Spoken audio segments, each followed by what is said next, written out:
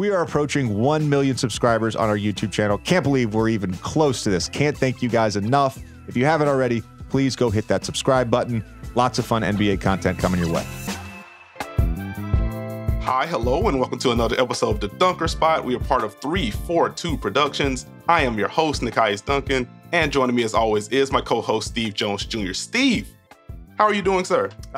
Feeling good, feeling great. Happy to be here, excited to be here. Thank you, Dunkers, for once again embracing your bounce.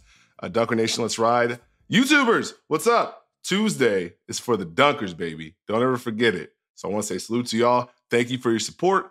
Smash that like button. Click on that bell. What else you got to do? Subscribe.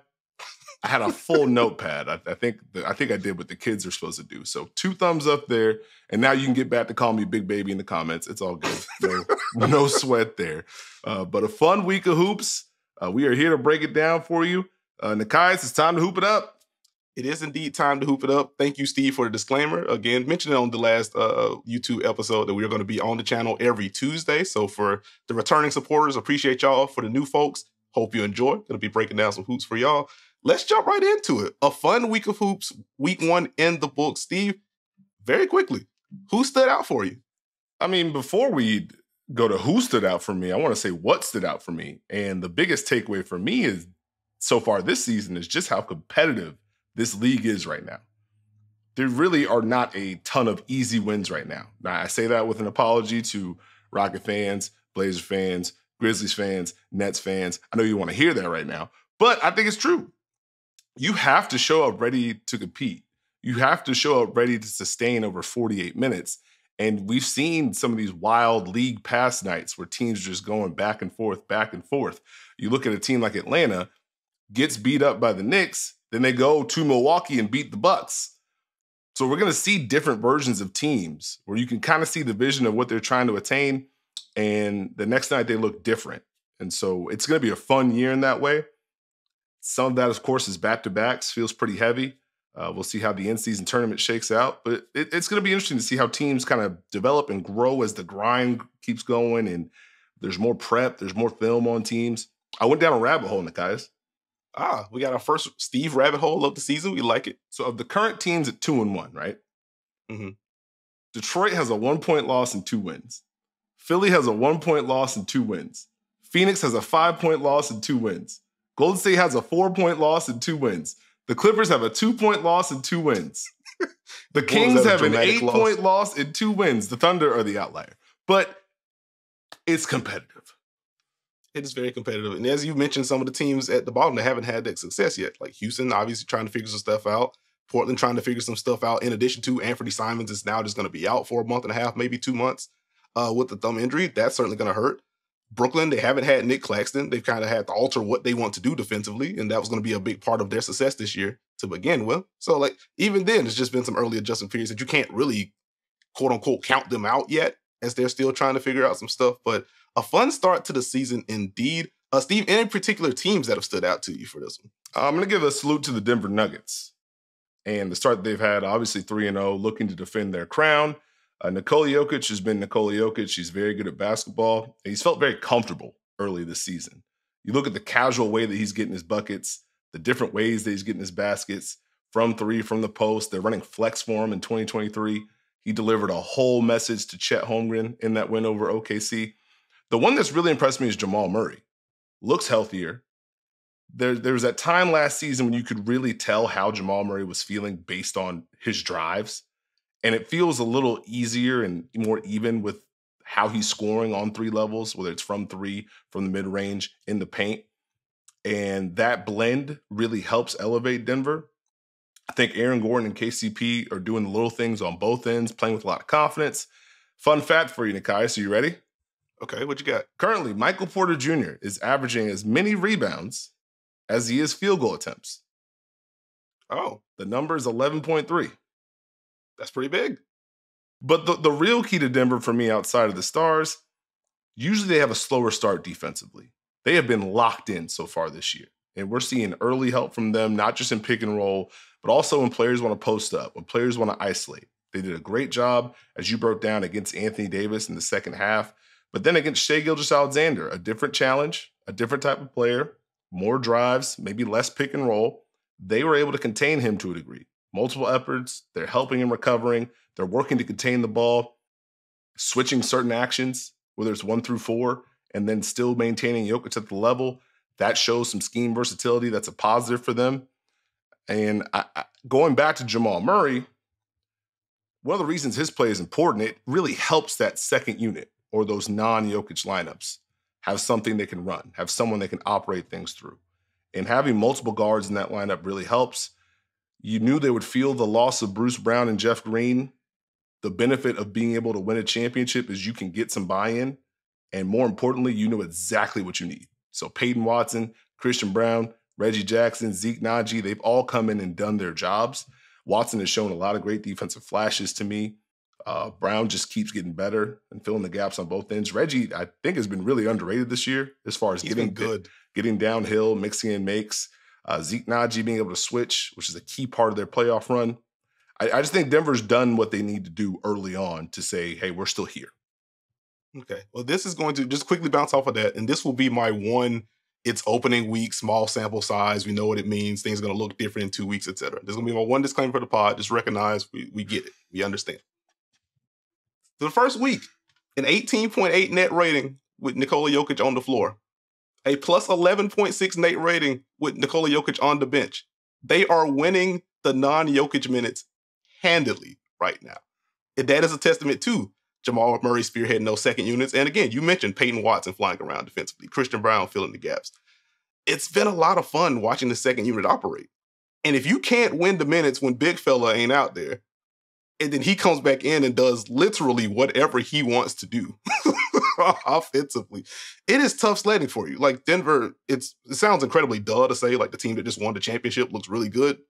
But to your point, we're used to slower starts defensively. Even if the Nuggets get out to like an 11-5 start in the record books, we're kind of piecing together, hey, this defense ain't great. They didn't buckle down into the fourth, or the offensive production feels weird until Jamal Murray went on a rampage, or Michael Porter Jr. hit shots, or Jokic just decided I want to play some basketball today. Like we were joking last season about some of the Thunder matchups where it's one half of basketball, Jokic is taking 4 shots. Oh, it's one of those. Okay, fair enough. They just seem locked in to a degree. And to their defense, I've really enjoyed the way that they've been helping. Like, it's not dissimilar to what we saw during the playoff stretch for them last year. I do think it helps, and it also, again, speaks to how locked in they are. Like, some of the matchups that they've had help points in terms of who's spacing on the perimeter, and they have hammered those to a playoff degree. Like, oh, he's out there. Bet. We're definitely going to be locked in. If we have to split on the weak side behind this, we're making sure that that guy is where the ball's going to get funneled to if you're going to make a pass. And so just having that level of buy-in and connectivity has been really impressive. So I'm with you. I have really enjoyed Denver so far. What else you got? The Boston Celtics.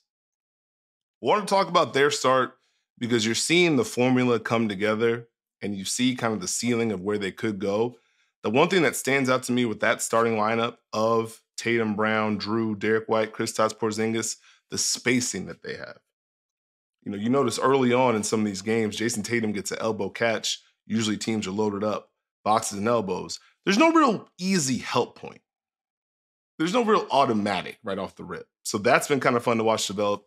It just kind of feels like that starting lineup just fits together. Everyone can kind of just be themselves without feeling overtasked. Porzingis can space. And because you have Tatum, Brown, and Drew out there, it makes it tougher to kind of spend that defensive capital and make it to where Porzingis is just an automatic switch every time.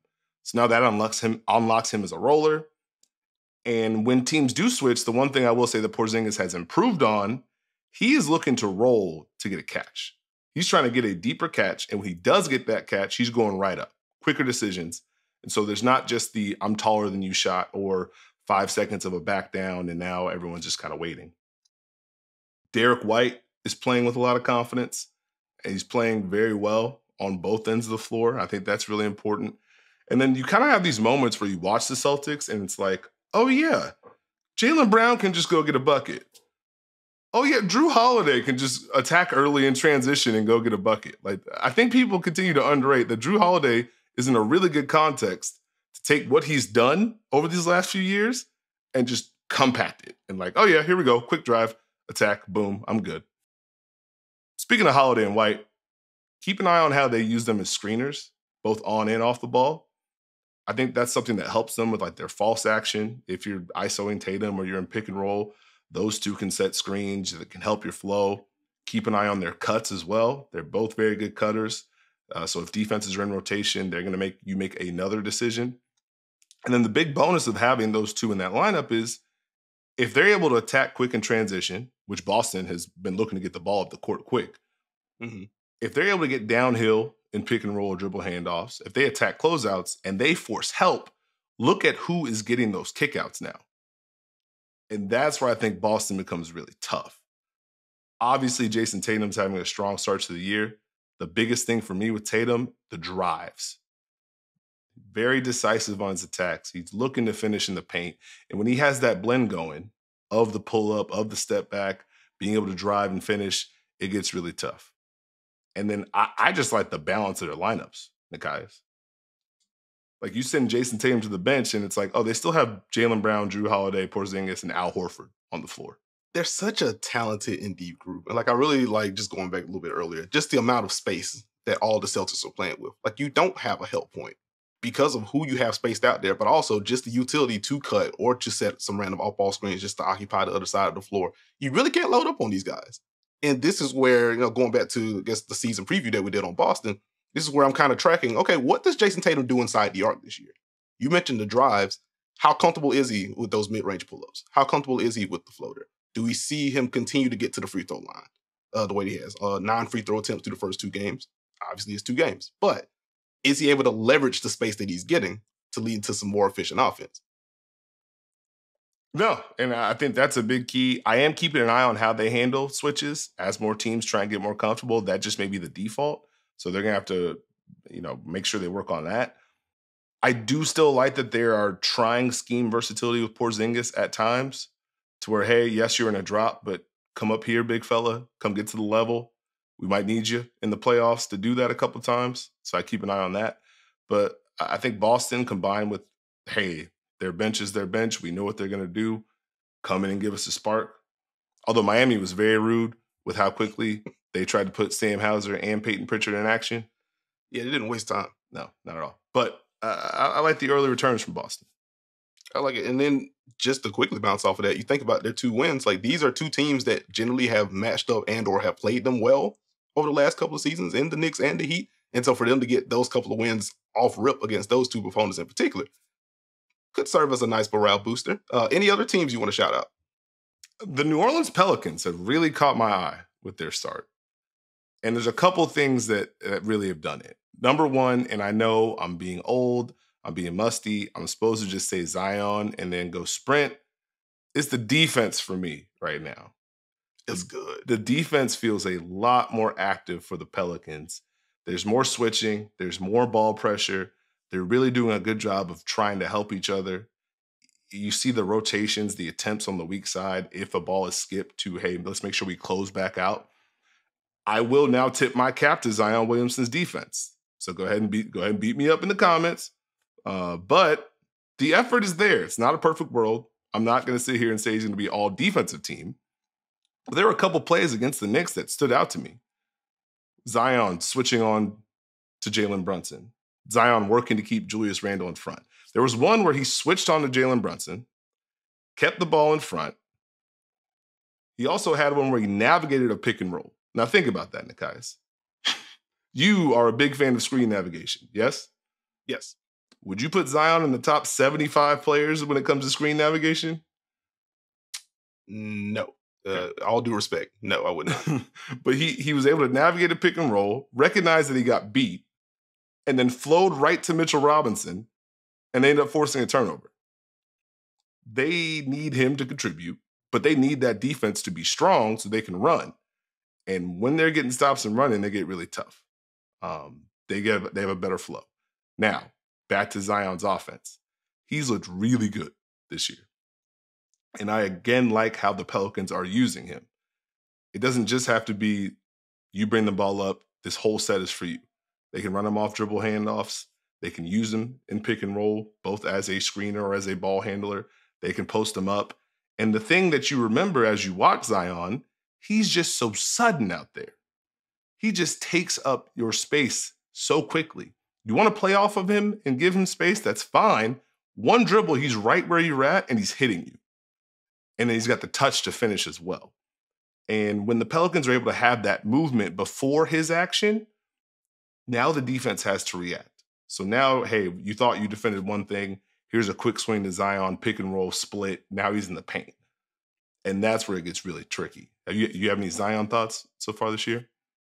I've enjoyed him. Like, I'm glad you hit on the defense because it does feel like the effort has generally been better, especially when he's just directly involved on ball. Like, I think there will always be matchups that could just get him as he tries to move laterally. But he's such a strong defender. Like, you're not going to be able to body him, move him out the way. And if he has good early positioning, it's going to be hard to work around him. And then you think about who's going to be behind him. Again, not that JV is like Dikembe Mutombo or anything like that, but that's a lot of size you got to deal with if you do get past him. You think about Herb on the weak side and all that length out there. Like, Zion, just to borrow from you very quickly, he just has to get out of the liability zone. And with some of the personnel that he has around him, I think it's going to be an easier context for him to do so. I think for me in the defense, it's more so eyeing what do the small ball lineups look like, because offensively, it's very easy to tell you, yeah, if we got a bunch of spacers out here with Zion, you're not guarding them.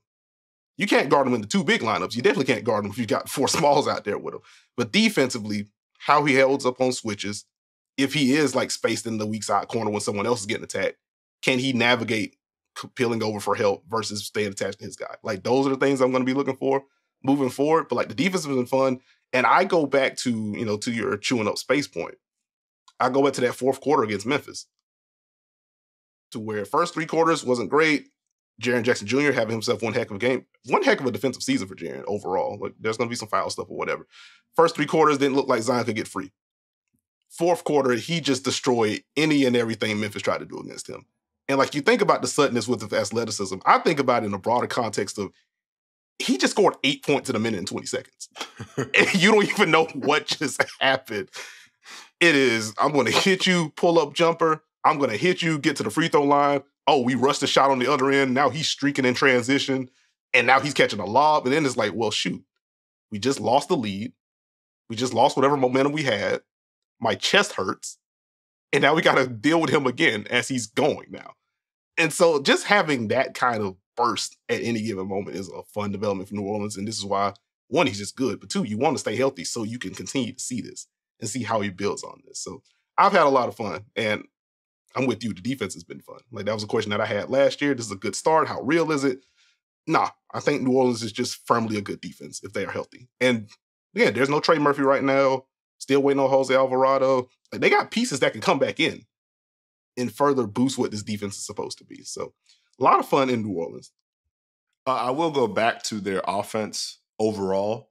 I do think the flow is better and they're using their talent together in a better way. It just feels like they can flow from one pressure point to another. And you think about when they get those stops, you have CJ who can push it. You have Ingram who can push it. You have Zion who can push it in transition. Now you can get into your stuff. All can attack and pick and roll. If you defend one action, you still got to deal with the other one. Now you mix in having Jonas Valanciunas flash at the elbow or playing through him at the top of the key. Herb Jones has not been hesitant when he's on the wing, either shooting the three or trying to drive closeouts and make another play. So I just think they're in a good direction. And I like you mentioned lineups when you were talking about Zion. They're doing some fun things with the bench to where, hey, Brandon Ingram, you stay on the court and play with the second unit for a little bit. And now you can have a little bit more wiggle room to score, but also make plays. So they're going to have to move the ball a little bit more with you out there. But in case it doesn't work, go ahead and do your thing. And then, hey, Zion, why don't you come back? And now you do your thing with the second unit. And just the back and forth there. Quick reminder, a healthy CJ McCollum can really help the Pelicans. Just want to remind the people out there, he's pretty good at basketball. I'm glad you brought up CJ because I had a quick question for you. How have you felt about the offensive usage for him? Just, again, very early on, 2/3 of his shots coming from three, easily a career high. He's getting them up. He's knocking them down because, well, he has a healthy hand now. That might be helpful in terms of knocking down shots. But do you like him shifting more off ball? I don't mind it. I think it's probably for the greater good of the Pelicans offense. I think we know what CJ can do in pick and roll. I think we know the shots that he can create. I think it's more for the Pelicans let's kind of build this out in totality and make sure everyone feels comfortable with the things they're getting. And if we need to tap into what you can do, we know we can. But we got to make sure we have a stronger base to start, as opposed to let's lean on our talent and hope we can figure it out as the season goes on. Okay, makes sense. That's all I had there. And then the other thing I'll note, just with the lineups and blending in BI and Zion with the bench, just figuring out which bench lineups are going to be surrounding those guys. Because I think New Orleans can go either way with going defense heavy around Brandon Ingram or defense heavy around Zion, or going with the spacier units. That's where you get your Matt Ryans, you get your Jordan Hawkins, and then kind of sprinkle those in so those guys have easier driving lanes. Like finding that balance between the space and the defense to insulate those guys, I think is going to be very important. That's not something that I expect Willie Green to have a week into the season, but that is going to be key to figuring out what the combinations are. And then how much can you blend in Zion plus CJ or Brandon plus CJ and in the bench? And as they get healthier, who's going to be connecting those lineups? So that's all I had on the New Orleans front. Any more before I go? Last one I want to do is just a hat tip to Detroit real quick. Cade Cunningham looks really good. Passing's really popped for me. Looks like he's really getting the mix. Like they're giving him more post-ups. See if he can make a play there. Pick and roll, very decisive, attacking space, getting downhill. Hey, I can get this straight line drive, go all the way. I can get right to my pull-up, or I can hold you and throw a lob to Jalen Duren, who's been fantastic this year. Oh. You want to talk about all the jokes about the Pistons have too many bigs? I understand, but he's the one. The chosen one. He's the one. Yeah, you know. So obviously there's some concerns about the spacing. I think they're trying to build the boat defensively right now and trying to establish themselves on that end. That's going to be, they're going to need the growth of Isaiah Stewart. I think getting Bojan back will really help because right now it's just Alec Burks doing the 3-point things. But I like the start from them. You got Jaden Ivey coming off the bench being the spark plug. You can mix him in as the game progresses. I think they're finding the way. I don't know what it means, but I'm going to pull a Nekias and give them a salute now. I appreciate you. See, glad I got to rub off on you some kind of way. You know, get the young team love out the way. So then if they become bad, and you're like, hey, you talked about them, etc. But no, in all seriousness, I have enjoyed Detroit. I had some major questions heading in because of the spacing. And I could see what the blueprint was for them. Like, I understand we're starting these guys because we want to establish the defense. Again, both statistically and just like eye test, trying to figure out what their schemes were. It was a bit of a mess in Detroit last year, defensively. So I understood Monty Williams coming in with this younger group saying, hey, let's get these core principles down. I'm going to put the guys on the floor that I fully trust to execute these principles. Let's establish a baseline and then we can go from there. And to this point, like, they've been able to junk some stuff up in the half court. It's been fun for them. You already mentioned Cade, so I won't hang too far there. He's been incredible. It's nice to see him healthy. Asar Thompson is flying around defensively. Oh my goodness. For the new listeners of us, like, we do like a monthly rookie report, so we'll go deeper into just the rookie class in general. But I am having a ton of fun watching that dude play defense. Like, going to the Chicago game, in which Zach LaVine went off. But that fourth quarter, anytime AT got Zach LaVine, he had to work very, very, very hard to get his looks. Event creation out of blue, like screen navigation is really good, on ball pressure, off the ball, you can't pass the ball. Near the dude, he just flies around. He's fun. He is fun. And that kind of zooms out into if Monty does decide to go with a spacier option in the starting lineup when Bojan comes back, or if they want to slot Alec Burks in there, he's been a boom for some of their lineups. It feels like Killian Hayes is just going to be the option.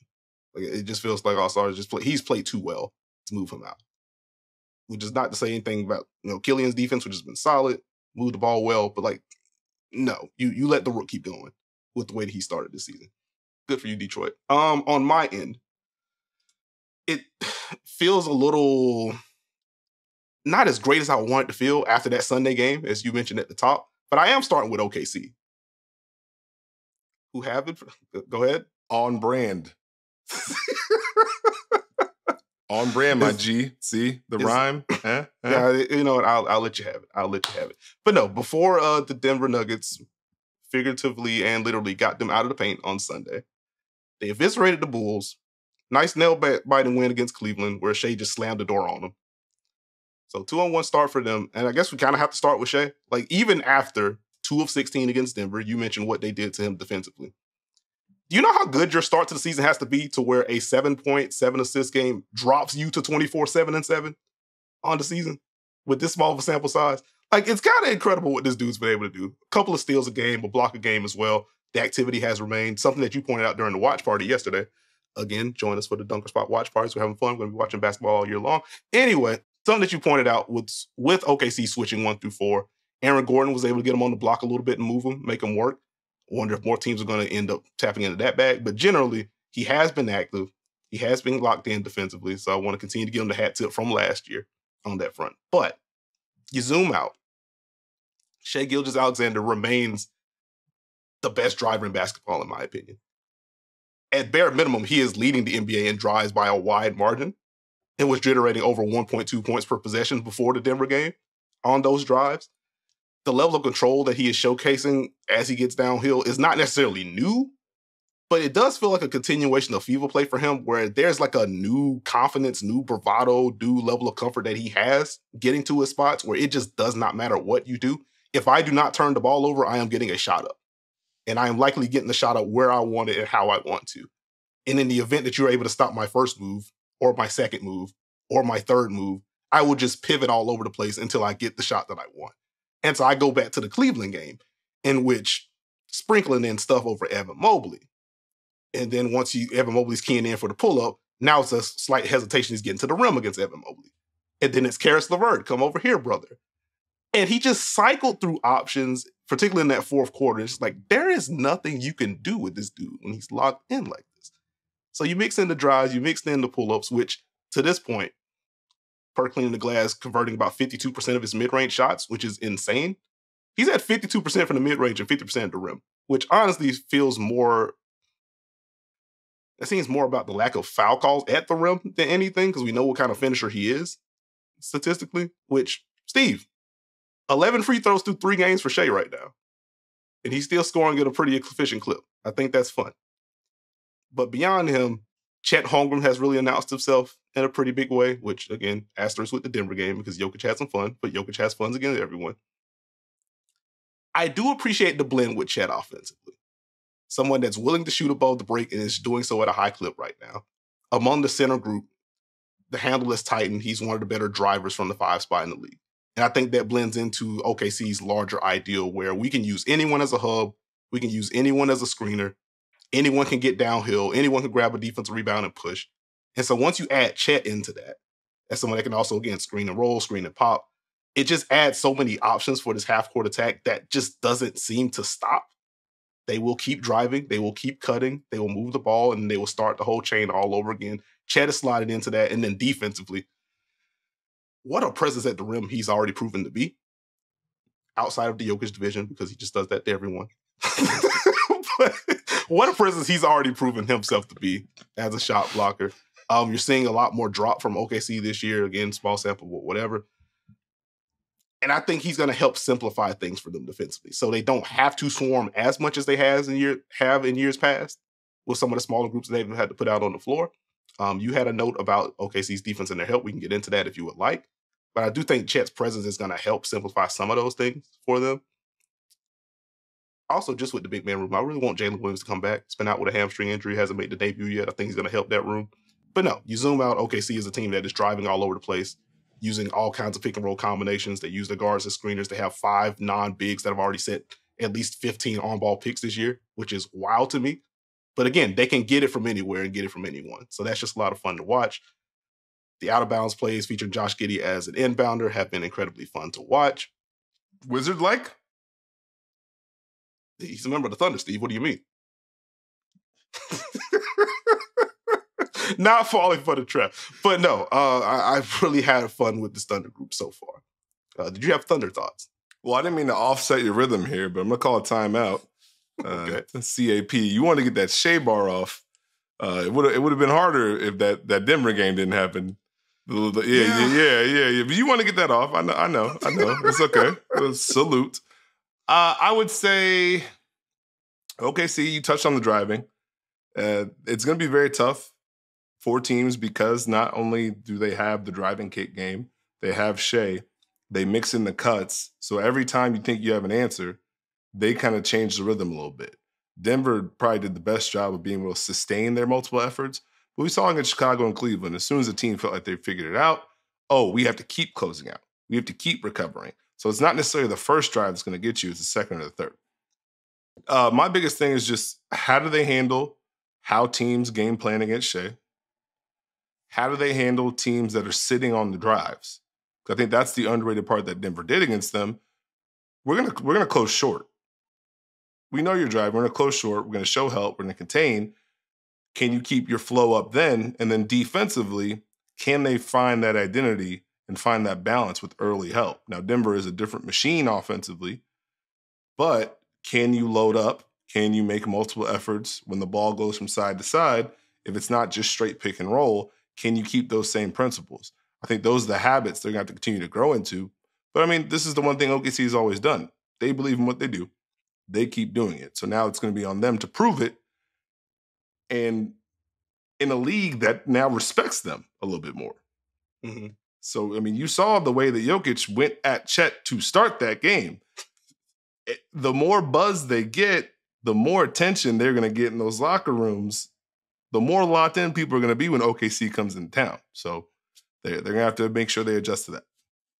Going to have to adjust. And again, it's kind of like a we made it type beat for them. So I think that's progress that teams are now like, oh, no, we can't just sleepwalk through this because of where they may be in the standings. This team is good. They have a legitimate top 10 player in Shai.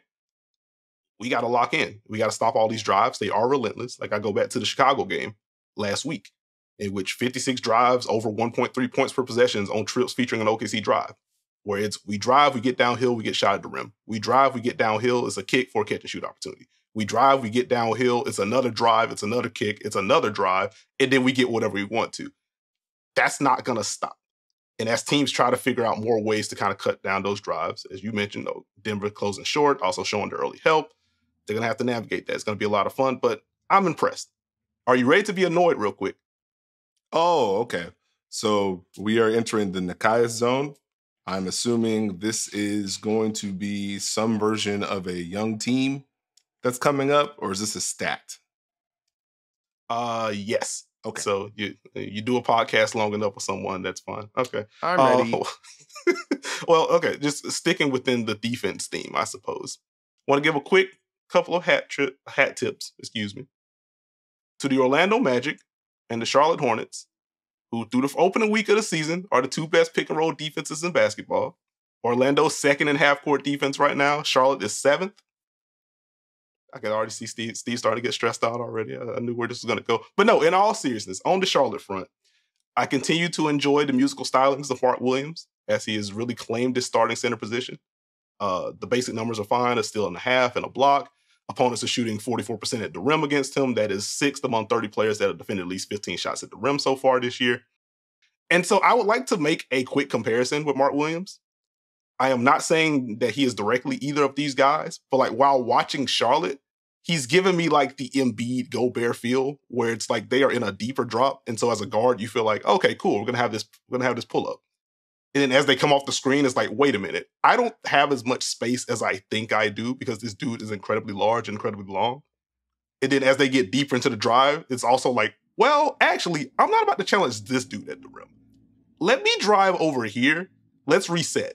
I'm going to pass to my teammate and get it back and try to ISO, or y'all go attack while I got this big guy over me, because I'm not trying to deal with that right now. And so there have just been a few possessions like that where it's just like, again, I'm not saying he is Embiid or he is like Gobert for a couple of years ago, but like it's that same kind of cat and mouse. This space is here because I'm giving you this space, but it's not really comfortable space for you to deal with. And so his presence alone, I think, has a way of simplifying things for Charlotte and making everyone effective. And when you zoom out with this Charlotte group, they're just a very big /long/rangy group. Like Terry Rozier is the smallest player in the starting lineup. He's 6'2" with, I think, a 6'8" wingspan. It's not like he's small. LaMelo like 6'7". Gordon Hayward 6'7", 6'8". PJ Washington 6'8", 6'9", can switch all over the place. And so if you're getting on-ball pressure from Terry Rozier, you have to deal with him being annoying at the point of attack. I'm not going to call him elite. He's not like, last year's Dennis Smith Jr. or anything like that. But you deal with that ball pressure, and then you have Mark Williams in the drop. You got Gordon Hayward sinking in on one side, or you got PJ Washington sinking in on one side. You got LaMelo Ball, who when he's locked in off the ball, very anticipatory, can play the passing lanes for you. It's not easy sledding when they're locked in. And then even off the bench, like you can just slot JT Thor in there. He can fly around defensively as well. So like I've enjoyed them kind of nailing some of the smaller things within their defense. It feels very Steve Clifford-y. I go to the Detroit game where Cade was starting to cook until they decided Cade is not going to cook us anymore. And they just started sending two to the ball up. It's like, okay, here's some scheme versatility on top of this. Charlotte's doing the thing. Just a quick hat tip to LaMelo, who does seem, is opening week, but does seem more locked in effort-wise defensively. I hope he's able to keep that up, because if Charlotte is able to build a boat, maybe not build a boat around their defense, but if it's a competent defense and they can get out and transition more, that is where LaMelo thrives. I don't have to worry about the LaMelo like finishing or mid-range questions if he's just getting downhill and spraying the ball all over the place because they're playing fast, and that's where he wants to be. So I've really enjoyed Charlotte so far. And then Orlando, also just a long and rangy group, with Markelle Fultz and Jalen Suggs at the point of attack. I mentioned like JT Thor coming off the bench for Charlotte. Here comes just a healthier, with an asterisk, just a healthier Jonathan Isaac, who has been ridiculous defensively to start the season after being ridiculous in the preseason defensively. Again, we'll see how healthy he remains. But they just have so many options they can throw at you. And this is an Orlando group that is comfortable switching 1 through 4. And why wouldn't you be when you have all of these like 6'4" to 6'10" dudes 1 through 4? And I was watching the Portland game earlier today. And there was a possession midway through the first quarter where Malcolm Brogdon, he runs an early empty side pick and roll with DeAndre Ayton. On-time pocket pass. I was like, okay, cool. Ayton's just going to roll into space. The weak side help isn't really peeled in yet. Whatever. Wendell gets back into the play because he played a little bit high that opened up the pocket pass. He gets back into it. Paolo slides over to try to draw a charge. I think as Markelle Fultz sinks in, take the big, that's kind of sinking in on the dunker spot. Franz Wagner splitting behind him, and I just paused the possession. I was like, wait a minute. How did they recover this fast? How did they cover this much ground? And even if you want to make the skip to the other side, like I think it was Scoot Henderson in the left corner, do you want to make that pass because of where Scoot is as a passer? And do you want to make that pass because here's 6'10" Franz Wagner who can just pick it off if you try, while Wendell Carter is pressuring you and while Paolo Banchero is also in the play? It's like possessions like that where I'm just like, this is a group that's not going to be very fun to play against. They have so much size. And then you go to the bench and they have even more size and length and versatility. And so, like, zooming out, do I think the Hornets and the Magic are going to be like top 3 pick and roll defenses all year? Do I anticipate them both being like top 8 half court defenses all year? I don't think I could get there through an opening week, but like you can kind of see the skeleton of what they're trying to be. And it's a lot of fun. How did I do? You did great. I mean, we have literally the gambit of taxes, and Nekias is going to talk about the Charlotte Hornets, which I think you've done for a record 17 podcasts in a row. Salute to you. I'm trying to figure out if we're going full Nathanos here. Is there another team that we're collecting? Nathanos is a wild shot, first and foremost. that is insane. I'll just throw a quick hat tip to the Indiana Pacers, who are undefeated right now. They have the best half-court offense in the league. Tyrese Haliburton, 21-12 right now. 24 assists to 4 turnovers. And kind of similar to OKC, I guess it just really appeals to my sensibilities to where literally anyone in this offense can be a screener. Bruce Brown, get over here. Benedict Mathurin, get over here. Buddy Hield, just take the Sacramento playbook. Like, you're going to be the first screener in double drag. We're going to run pistol with you as the first guy. It's going to be a screener. We'll just spread you out. You set a go screen. We're just going to have a whole bunch of fun. Here's Spain leak. It's just a lot of fun watching literally any and everyone screen for Tyrese Haliburton. And then depending on who's defending the player that screened for Tyrese Haliburton, he can just kind of diagnose, okay, I can attack early here. I can make this pass. I can make this pass at the corner so that guy can make a pass. They play so fast. They play so free. You can't really get a beat on them. It's hard to load up help because, again, anyone can just become a screening or cutting partner at any given time in this offense. And so, yeah, I just give a hat tip to them. They are humming right now. Played Cleveland, played Washington, so not the strongest comp, especially with Cleveland missing the folks that they were. But conceptually, again, it's carrying over from what they were trying to build last year with a lot of the randomness in the half court for them. Tyrese remains very, very good. I think that concludes my hat tips. Did you have anyone else? No, I'm good. Just want to make sure I gave you the space to operate, and that you did. I appreciate you. Let's shift to the teams that make us think. The two teams that I have on my list are the Toronto Raptors and the Chicago Bulls, which honestly, I'm gonna hold you right there, buddy. Okay. Did you watch that game a second time, Nekias? I'm afraid I have some bad news. All right. I did indeed go back and watch this. I told you I was. And honestly, like those two teams probably would have been on my list without whatever the heck happened on Friday. But once that happened, in which both teams snatched victory from the jaws of defeat and then somehow came back for leftovers, I don't know what the heck the ending of that game was. DeMar DeRozan missed a bunch of free throws. The Raptors are fouling all over the place. On the Alex Caruso corner, I am still trying to figure out, all due respect, I am still trying to figure out what Chris Boucher was doing on the Alex Caruso 3 that won the game. Because it's a push from Zach LaVine. Someone picks him up, and then Scotty Barnes comes in. So I was like, all right, cool. That's 2 accounted for that. They don't want to get up the drive, fine. In comes Chris Boucher into the frame, just running down the middle of the court and right into the paint. It's just like, brother, turn your head. I am begging. Anyway, I start with the Toronto Raptors because I'm still trying to find the balance between them objectively running better stuff in the half court offensively and either not having the spacing, the execution, or both to really nail it. Like I remember tweeting it out on Saturday as I was, again, much to the chagrin of Steve, rewatching that game. And it's just like, okay, cool. Here's this middle pick. Here's this ram pick and roll with an exit screen on the right side. I like it. That's good stuff. More teams are running it. You can get good things. And Patrick Williams, it's like, if you play Madden. If you're playing Madden in your house, you get to see both plays on the play screen. It felt like Patrick Williams just saw that. It's like, all right, bet, this is what they're doing. And he just picks the pass off from the left corner. Just like, well, that's unfortunate. And just in general, this goes back to the preseason for me.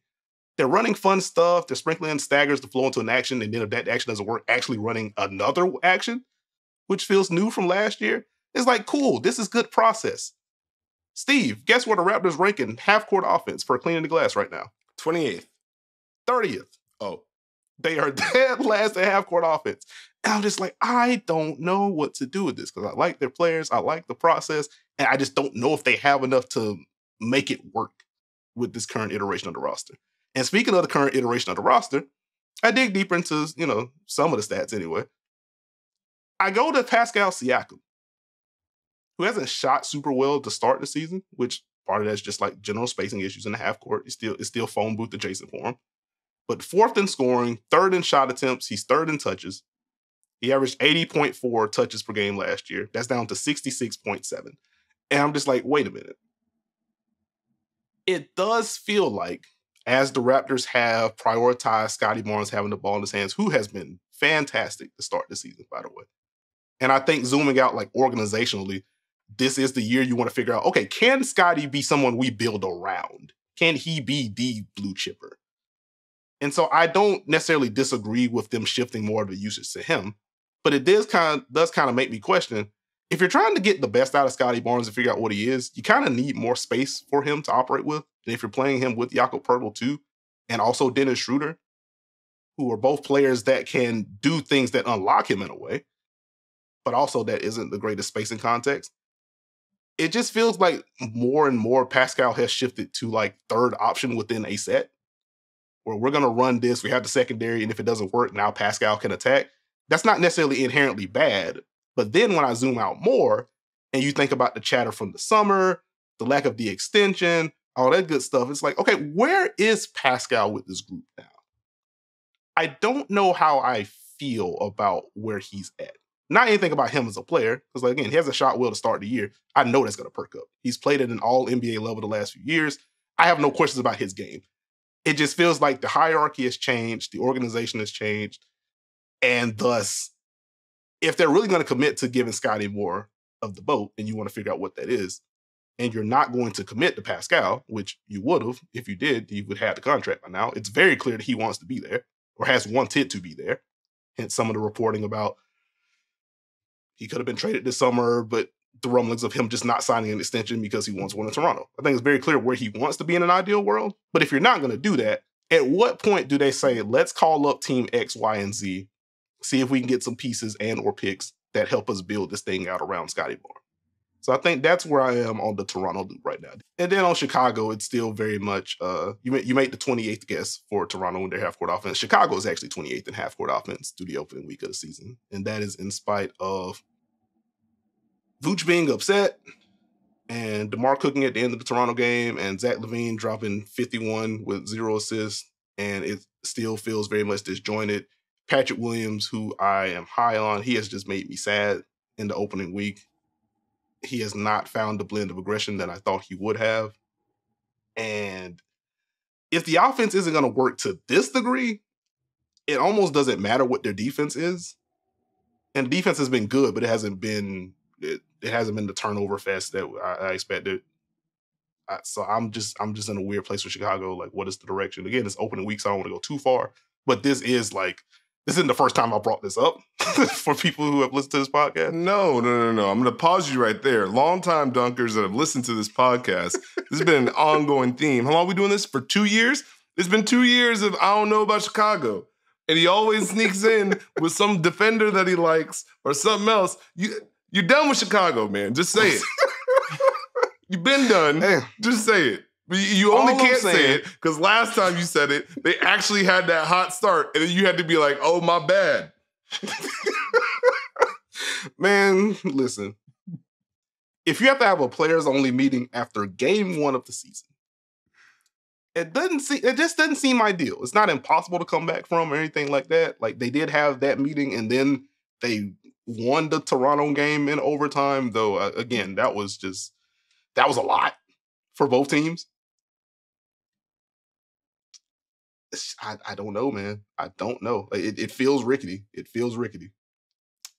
I hear you. What I will say is that is quite the wild swing to have a players-only meeting, allegedly, after night 1, have that whole comeback night 2, and then Zach LaVine scores 51 points, and you don't win. Like, that's a lot to take in. The one thing I will point out, they still haven't quite found the balance, I think, with the lineups they want. Their bench has a lot of defenders who likely would fit in with their top 3 players. And so at some point, do we see Caruso? Is it Torrey Craig? Is it Javon Carter? It's Patrick Williams. I don't know. The usage is not going to be there for him with those 3. And he's got to fill certain boxes. So it's literally context for me with him. The one thing that stands out to me with Chicago, their last 2 games, Nekias. Are you ready for this? Let's go. Against Toronto, 37 made field goals, 18 assists. Yuck. Against Detroit, 39 made field goals, 16 assists. Double yuck. So they are right now in a position where they're scoring, but are they creating baskets for each other? You combine that with the defense not necessarily being consistent as you want it. There is a formula there. They're just not tapping into it. And again, like, that's kind of what the defense last year kind of erased some of the hiccups that we saw from them offensively because the defense was so good. And to your point, like, I do think we just see Caruso back in the starting lineup at some point. I think he's just been too good. In that Toronto game in particular, he was very good. And because as we were hosting that watch party on Friday, like, we kind of hopped into the second half of that Toronto-Chicago game. So going back to watch that and seeing how in the first quarter there were multiple impact plays from Alex Caruso as soon as he checked in, it's like, oh, he was just locked in from the start of this one. We should have knew. But yeah, I'm just in a weird spot with Chicago. So we'll see. What teams have you in the thinking chamber? Well, like, I got a lot of thoughts. And so most of mine are probably quick thoughts. I'm thinking about the Memphis Grizzlies right now. I think the bigger issue is less the fact that they're 0-3 and the conference they're in to be 0-3. Because I do think there are positives that they have done to start this season as far as having to move the ball, Desmond Bane being involved, a whole lot of Marcus Smart. But you kind of realize how important each piece is right now. Like, they really need Derrick Rose right now. Like, they really needed Xavier Tillman to not just, like, to do stuff, like a lot of stuff. And that's no disrespect. Yeah. He stepped up every time that they've needed him, but it feels like a lot more of that. Zaire Williams, I feel like he's had a really good start to the season. How much do they need him to be really, really good? And my issue is, my vision with Memphis was, hey, if they have to move the ball more and they have to find their defense, that's going to be a positive for them until they get Ja Morant back. The problem is the defense kind of goes up and down. So they got hit by Zion. They competed. They competed against the Nuggets. I think for a long time they had in single digits in that fourth quarter. Came up short. And then you give up 113 at Washington. So, I mean, you're competitive. You're competing. You need to turn that into wins here very shortly, especially in that conference. Like, you don't want teams to get too far away from you. Mm-hmm. Thinking about the Lakers, and if they can, not in a bad way. Like, this is never this team is bad. It's just, can they find the right combinations? I know there's a lot of chatter about LeBron and the minute deal. I think the vision is we have a lot of pieces to allow LeBron to not have to do as much. And when it's time for him to do as much, it's going to be the fourth quarter. And we've seen that play out against Phoenix, against Sacramento, to where LeBron has more juice in the fourth and can do more LeBron things. The issue with me is trying to figure out, okay, do you know the right combinations that you want? Because when the Lakers played the Kings, the Lakers generated a ton of open looks, it felt like, and just didn't knock them down. And so who are the people you need? When do you need them? Is it Rui? Is it Gabe Vincent? How do you combine that together? How do you make sure you unlock Anthony Davis, whose play I've really liked this season? But I go back to the Sacramento game. Sacramento goes super small for like 3 minutes when Sabonis fouled out, and it was just, there was no AD. It wasn't necessarily his fault. I'm not going to do the hot takey thing, but I was like, that stood out to me. But on the flip side, they know who they are, and they don't go away. They're going to compete. So you're going to have to deal with them. So I'm not necessarily down on them. I think about the Knicks.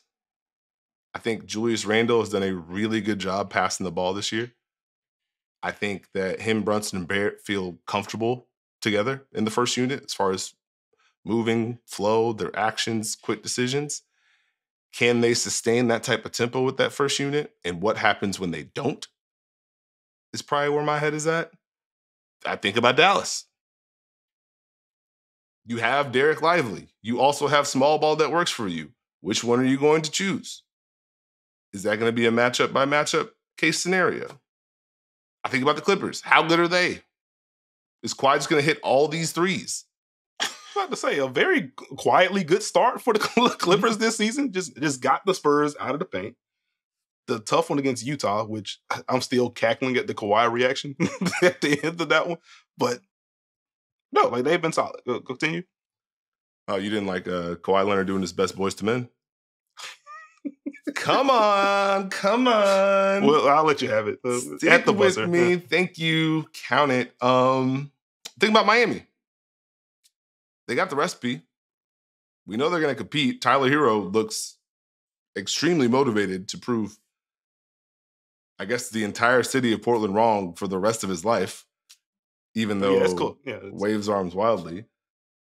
But now, can they build enough offensively with their tempo and their pace to get themselves in a position they need to in the playoffs? I think about Milwaukee. We saw the highs. We also saw what it's going to look like as they try and build it out. And my mind goes to the defense. And it's less, hey, they have Damian Lillard. And it's more, oh, yeah, that's not there anymore. Like, I think we assumed that Milwaukee defense would just carry over.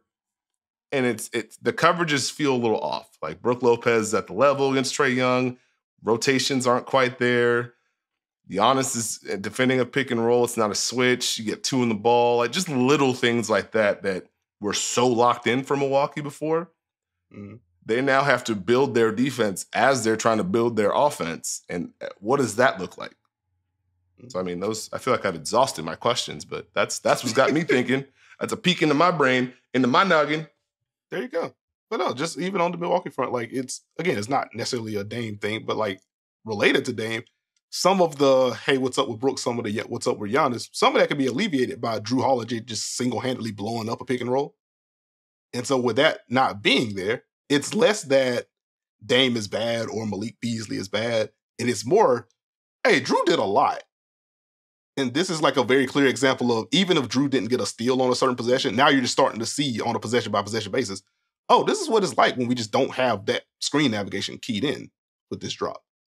Well, drop coverage is very much a 2v2. I mean, it's a team defense thing because all schemes are. But with drop in particular, it's not just how good is this big at drop. You can take a lot of pressure off or put a lot of pressure on your big if that initial screen navigation isn't there. And so when it's not Drew Holiday, how do the Bucks deal with that? So I think they have to figure out what their back end is going to be like. But I feel like they're having to figure out their back end in different positions because they haven't had to cover as much ground on some of these just because Drew's just been kind of locked in. So that's going to be a fun thing for them to kind of work through.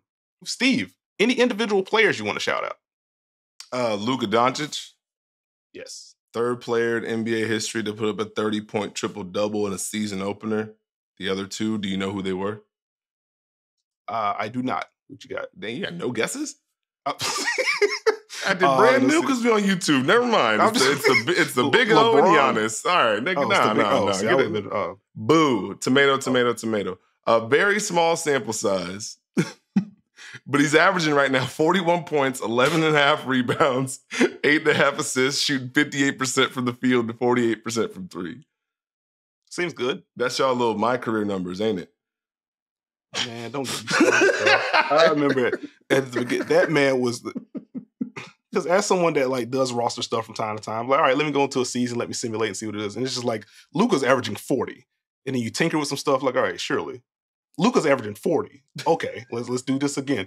Luka's averaging 38. I'm like, all right, man, is this just what it's gonna be for Luka Doncic? Fine. And so now he's just doing it. Also, the Luka defense.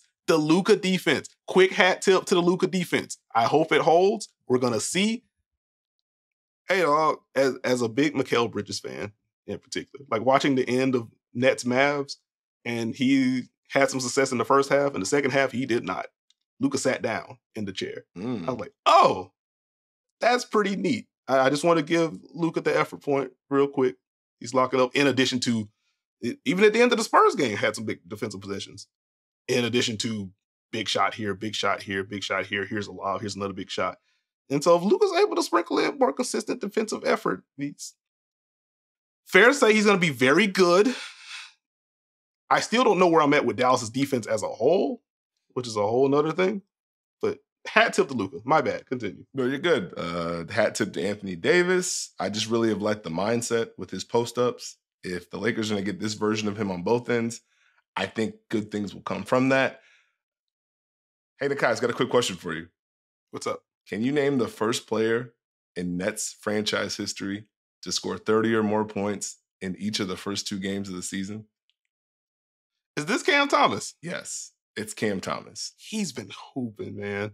Yes, if you are a bucket-getting enjoyer, Cam Thomas has been getting the buckets. And I think it's still a good context for him. I don't think we have to do the whole free Cam Thomas thing. Hey, Cam, we know you can score. Here's your opportunity to score. If you keep scoring, guess what? You can finish the game. If he just adds a couple other things, he'll be playing more. So that's an easy debate. De'Aaron Fox. Oh, would you get a stat? You got a stat? Oh, just a very quick Cam Thomas stat that I'm going to have a lot of fun with. I am going to have a lot of fun with. I hope that people don't get like irresponsible with it, but this is very much something for me to chuckle at while I watch him play. 40 shot attempts, 45 passes through 2 games for Cam Thomas. He is there to get buckets, and he is doing so at a very high level. But I did cackle when I saw that. It's like, oh, he's actually going to do the thing. This may be 1-to-1. That's funny. But no, he's actually been doing very well. And it's very quickly on the defense for him. Not going to say it's been great, but he has been competing on that end. I think he's been trusting some of the help that's being peeled in behind him when teams try to isolate him as well. If he can also get out of the liability zone defensively, he's going to get more playing time, which means he's going to get more room to run offensively, as this Brooklyn group doesn't have a lot of dudes that can just break people down off the bounce and kind of get to their spots whenever they want to. As long as he keeps competing on defense, he's going to be on the floor, and he's going to get a lot of points. I'm calling another timeout. Okay. So you've complimented Luka Doncic's defense and Cam Thomas's defense. So I have a question for you. Okay. Is the black tea like your Spider-Man Venom suit? No. Oh, okay. Sorry. That's a good shot. Just figured I'd ask. Salute to De'Aaron Fox. 2 straight 37-plus point games at home. Hooped on half an ankle, or tried his best to. The control he has as far as improving, and I know I have this speed. I can drive really hard. I can still get to my spot and shoot a fadeaway. If you think I'm driving, I can shoot this three. He's just leading the dance a lot. Shout out to Max Strus for knowing the assignment. Getting them up. 51 total field goal attempts this year. 33 of them threes. 19 made field goals. 13 of them threes. Y'all said y'all needed me to shoot. I came to shoot. I respect that. Shout out Max Strus. Also one of the players that Shai Gilgeous-Alexander said to come here to during that Cleveland Thunder game. And he tried his best. It's just one of those. Also, just come back soon, Jared Allen. Like, that'd be cool. Just want to see he's a good basketball player. I want to see him on the court. So let's throw that there. Did you have any more shout outs? Nope. Go ahead, man. The floor is yours. Okay. All right. Very cool. I'll be brief. I cited the Mark Williams, field goal percentage at the rim against him stat a little bit earlier, 44%, minimum 15 shots defended, whatever. You know who's first in that? Lowest field goal percentage allowed so far this season? This feels like a Bam stat. Bam Adebayo, 31.3% right now. In addition to averaging 23 and 6, rebounded numbers aren't where you want him to be, but he's defending all over the place as he does. Getting to the free throw line, a shade under 10 times per game. Just the level of decisiveness that we're seeing from him, mixing in the mid-range pull-ups, mixing in the drives as well. His game against Boston, at least through the first three quarters before he kind of got out of hand. Dog, Boston did not have an answer for that, man. And that is the version of Bam Adebayo that the Heat want to see, in addition to everything that he brings to the defensive side of the ball. It's not easy to bring both of those things at the same time, and I feel like that portion of the program just gets very much dismissed. It's similar to Anthony Davis, where it's like he just provides all-world defense when he's on the court, and then he may score 16 points, and it's like, well, AD stinks. Like, no, he is shaping an entire end of the court for 32, 34 minutes. Maybe he just doesn't have the jumper tonight. Like, that's fine. Like, it's not fine because you want to win, but like, if he's providing this kind of impact, let's not just gloss over that. Anyway, Bam's been very good to start the season. Chris Paul, just want to quickly note, in the 47 minutes that the Warriors have had Chris Paul on the floor without Stephen Curry, they have outscored opponents by 16 points. Friends, the Warriors are doing it. The non-Steph Bennett's are not a disaster right now. 11-9 with 2 steals for Chris Paul's the average right now. In his first bench game, 8 points, 7 assists, 5 rebounds. He was a plus 22 in 27 minutes. He hasn't made a 3 yet. He hasn't been able to score efficiently so far. I think I've watched enough Chris Paul to know that he will make jumpers at some point. So I'm not super concerned. But the level of control that he has with the second unit, the chemistry that he's already building with Klay Thompson has been a joy to watch. And so I just want to quickly give the hat tip to Chris Paul for doing his thing. On the Suns front, quick hat tips to Josh Okogie. 11-5, stellar defense, shade under 3 offensive rebounds per game. He's flying around all over the place. He has firmly claimed, I am just in the starting lineup. I'm not going anywhere. That's been fun. Also, Eric Gordon, which, 1, I'm just glad that he's in a Suns uniform, finally. 2, despite the fact that he hasn't shot well yet, 29% on 8 attempts, I expect that to perk up. I've more so just enjoyed the usage of him. It just feels like since Devin Booker's been out, he has just been very key to some of the spacing that Phoenix wants to open up elsewhere. It feels like he's always either one pass away for KD and making it easier, or he's in that weak side corner. So as they go into some of these elaborate screening actions, they'll flow out of horns, cross KD over, flow into something. Now Eric Gordon's in the weak side corner and that tag just can't come. And he's mixing in the lifts and stuff too. So it's like small things, but I'm just really appreciating his presence in Phoenix's offense so far. And then finally, if we're just going to be on brand this opening week, welcome to the starting lineup, Jalen Johnson in Atlanta. Brother, that man is dunking all over the place. The passes have been fun. The drives have been fun. The defense, I'm not going to say fun, because I've been watching the opener against Charlotte for them. And I had big questions with him and Sadiq Bey. I was like, oh, they just do not know what to do when they're on the weak side of actions. This is not going to be great. But Jalen Johnson has stepped up since that game. It's very clear that anytime a team tries to run a 1-4 pick and roll against Atlanta and they're trying to get Trae into it, Jalen's going to be at the level. And that is just a large man to try to pass around, in addition to him just generally having good hands as well.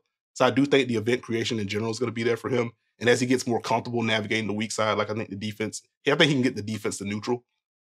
And if you can get that to neutral with his grab and go ability, his ability to be used as a screening partner, the good cutting, occasional offensive rebounds, he's shooting solidly from deep three right now. The volume isn't super high. We're going to see where the jumper comes along. But that is a very fun basketball player at full tilt. And I am glad that he's getting some burn. Again, has gotten the starting spot in Atlanta. We'll see how long he holds it or if that was just like a matchup thing against Milwaukee. But I want to give a shout out to Jalen Johnson as well. Anyone in the players that make you think section for you? Nah. He's kind of good. Nah, okay.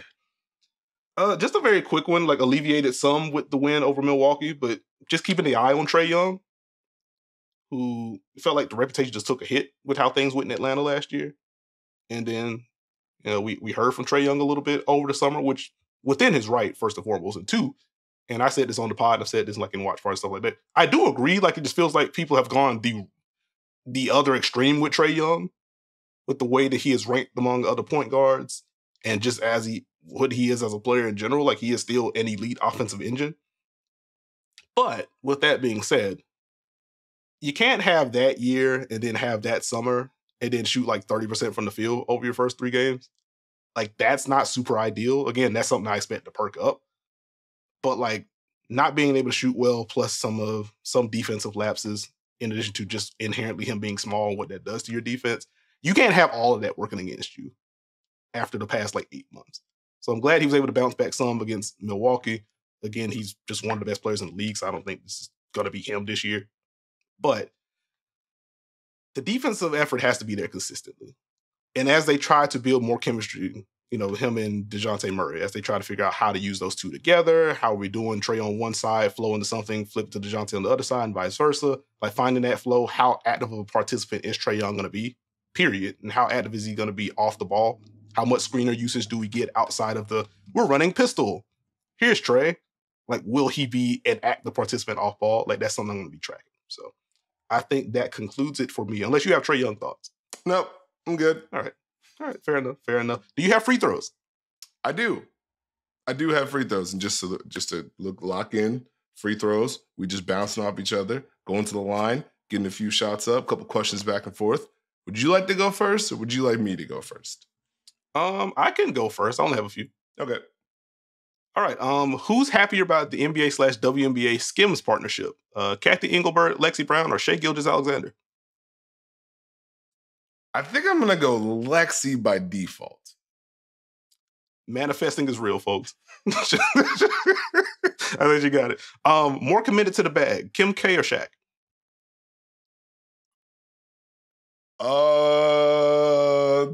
Timothy wins. Okay, fair enough. More jarring anthem performance. Tank during the WNBA Finals or Flavor Flav? It's Flavor Flav. Okay. It's Flavor Flav. What's the next one? Got you. I did not have much flavor of love for that. I'll tell you that much. He meant that thing, though. All right. Who's happier with their backup point guard right now? Miami or Toronto?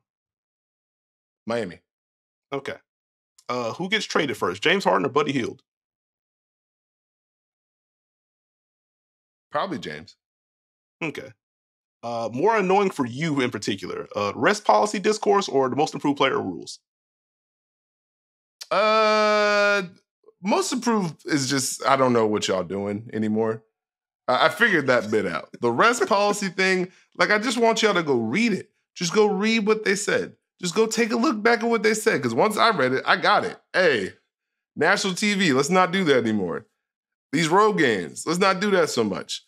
Tell us what's going on and you cool. That's just kind of it. Like the amount of frustration from my Twitter timeline when Joel Embiid was listed as questionable. How could you? This rest policy is a sham. Adam Silver has a problem on his hands. Everybody saying bleep the fans, et cetera, et cetera. And the man played. The man played after all of that. And dominated, I should add. But he played. We shouldn't be here opening week of the season. Let's relax. Anyway, on a related note, though, if Luka Doncic keeps up this level of play, can he win most improved? Don't ask me that. Don't ask me that. Don't ask me that. Don't ask me that because y'all really gonna do it, and I'm gonna be so mad when it happens. Don't you dare. Don't you dare do it. Is that your last free throw? Do you feel good about that? Do you feel great about what you just did right there? I felt like that was pretty good. Okay, good. Salute to you. Well done. Why did Nick Batum do that to Victor? Hey, man. That's a good question. Does the fourth quarter question only apply in the fourth quarter? Ooh. I'm going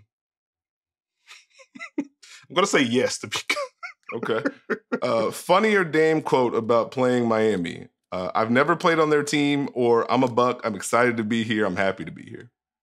Oh, it's the latter. Him and Monty been listening to the Duncan Spot. That's crazy.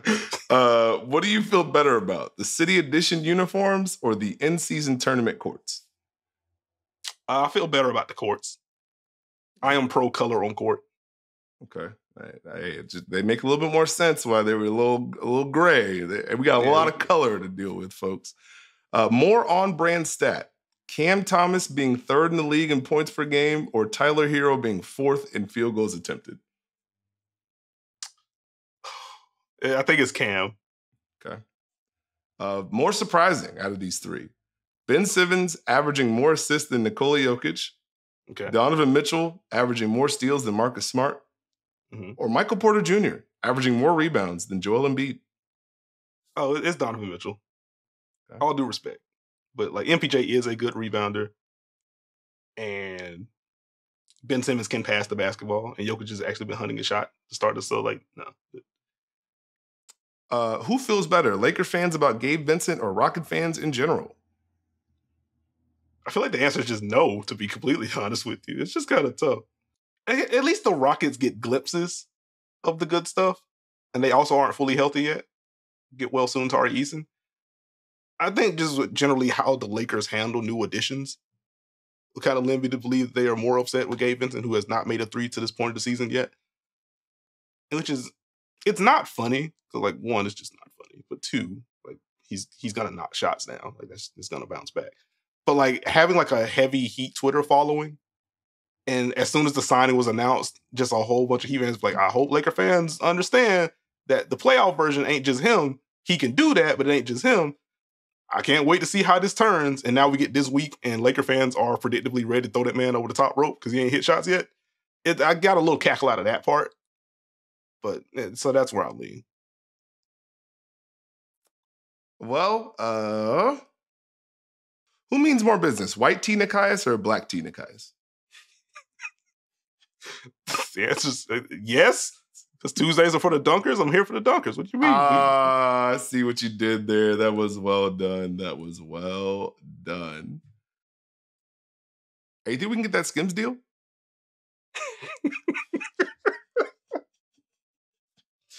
Let's make some calls. I don't know. Come in with the well to the skim spot. I don't know, but yeah, that's all I had. That was it. Okay, well, we're finishing with Skims. I feel you. Well, thank you for listening to or watching this episode of The Dunker Spot. If you haven't already, please subscribe to us. We are on Apple, Spotify, Google, Stitcher, Podbean. And again, for the YouTube watchers, one, thanks for tuning in. Two, we will be live on the channel every Tuesday for basketball analysis, so continue to rock with us.